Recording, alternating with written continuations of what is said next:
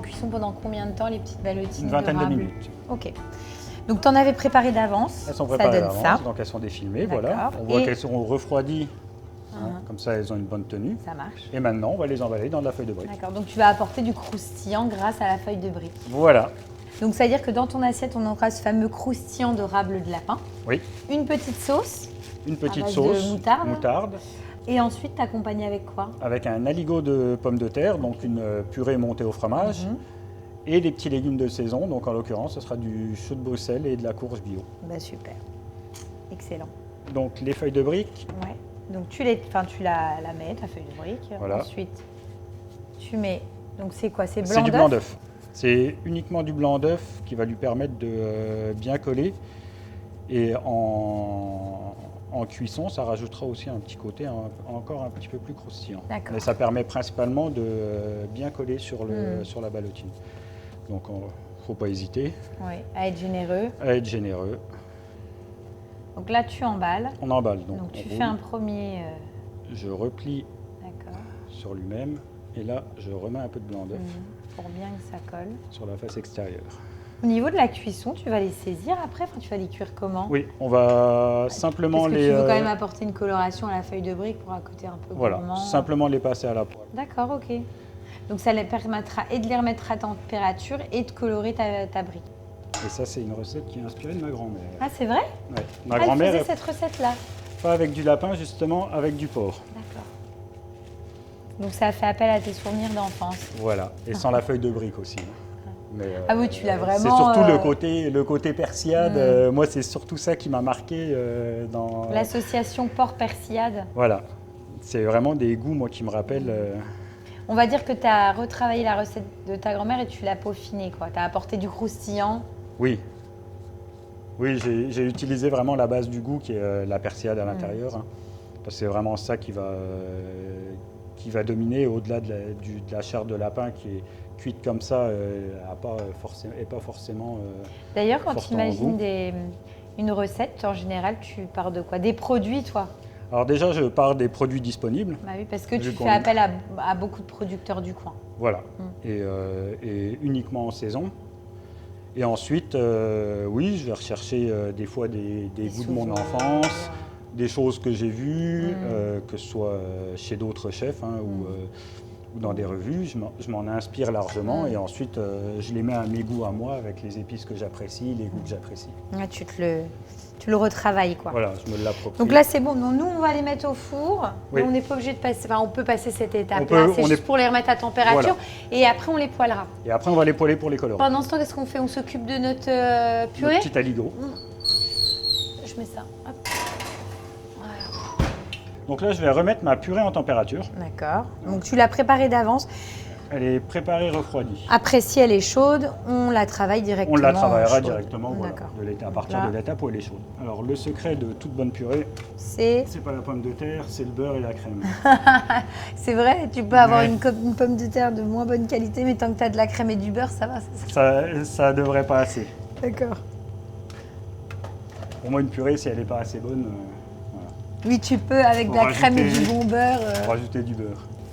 Il n'y a que ça, c'est le vrai secret. Là, il y a les purées qu'ils appellent les purées 50-50. 50% oui, de beurre, 50% de patates. Elles sont bonnes, celles-là? Ah oui. Mais bon, on n'a pas besoin d'en manger énormément, quoi.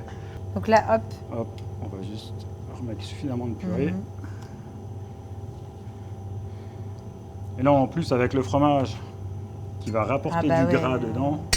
Oui, là, on est vraiment sur une purée... Quelque chose de très riche. Voilà, c'est ça. C'est une purée d'hiver, quoi. Voilà, et ça tombe bien, il fait froid dehors. Ouais, c'est ça. À la limite, s'il y a bien une saison pour la manger, c'est bien en ce moment. Oui, je la mélange quand même pour pas qu'elle accroche. D'accord.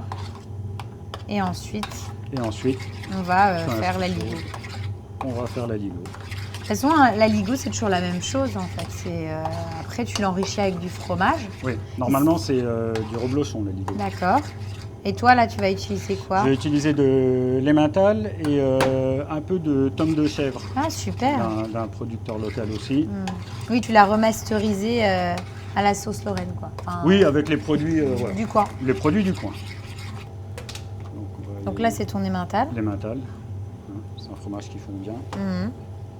Parce que la Ligo, on doit avoir ce côté très... quand Très on va fileux. Ah d'accord. De fromage Voilà. fondu, quoi.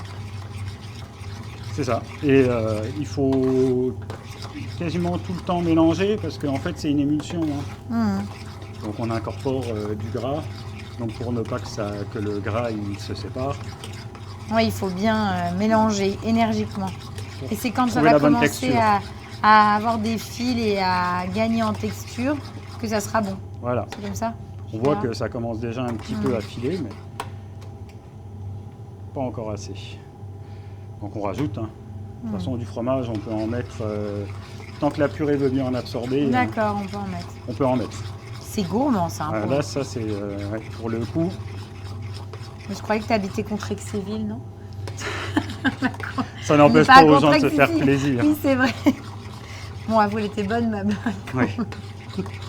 Le régime, c'est bon pour le corps. Le gras, c'est bon pour la tête. Donc là, on termine notre purée, elle est quasiment finie. Elle est presque finie. On fait revenir nos petits légumes. C'est ça. On cuit les notre ballotines. croustillant. Et puis après, on n'a plus qu'à dresser et manger. Hein? C'est ça, Oui. Benjamin? Il ne restera plus qu'à se faire plaisir. Bon, bah super.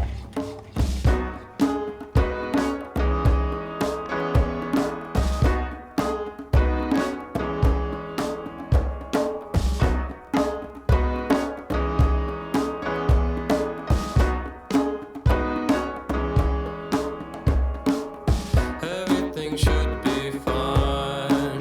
You'll find things tend to stand in line. It's not a link in time, but I'm sure you'll let me try. No,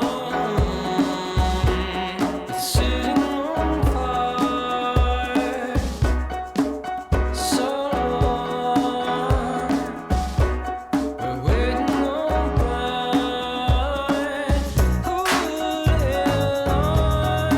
it say you're like my kind? You love the times I sang your loss was mine. On y va, on goûte? On goûte, bon Ça a appétit. l'air super bon. Ça a l'air très gourmand.